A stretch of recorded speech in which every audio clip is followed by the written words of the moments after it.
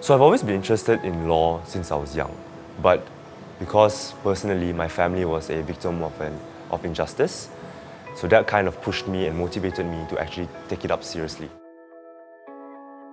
So when I was young, I was exposed to different technology as simple as laptop. So from a laptop, I'm able to go into like Paint, as simple as that program can create a digital art, right?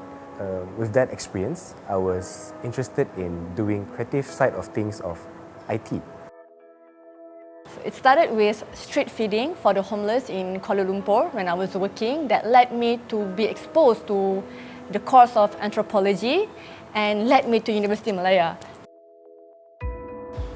So I read law at University Malaya, and during my time as a student, I was really active in a lot of extracurricular activities, mooting for example, and one of my highlights was my participation in the Jessup Moot competition, which is actually the biggest and largest moot competition in the world. But apart from that, I was also involved in the UM Law Society.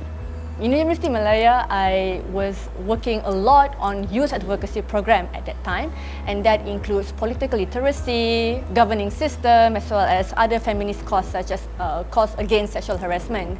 So as a software engineer, there's a lot more other disciplines, but one thing that really resonates with me is creative media. So from creative media, I'm able to design more. So upon graduating, I decided that I wanted to give back with whatever knowledge I've gained throughout my years in university. So that is why I decided to mentor secondary school students in the Closing the Gap residential program. So here, I actually wanted to expose them to what pursuing a law degree would look like, as well as the different areas of law. My experience with the Jahai community in Royal Belum was mainly on the literacy program for young children with Malaysian International Society as well as with Rimau. So during my time there, I noticed problems or gaps in the system that started much more earlier before literacy even come into the picture.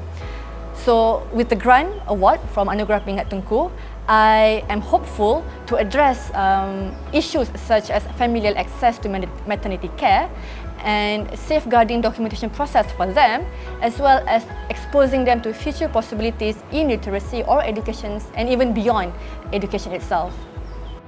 I was inspired to lead my own initiative called Sarawak Youth Network in Conservation, SING for short. My goal in SING is to network different fragmented organizations across Sarawak from different states into one network.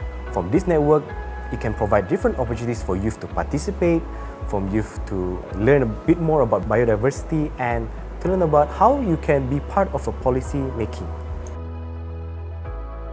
Currently, I am pursuing my master's research in anthropology and commit to translate and bridge the indigenous knowledge on how they preserve their culture and material way of life for us to learn from, to build a better nation, a better Malaysia that appreciate the beauty of its nature and the true value of it.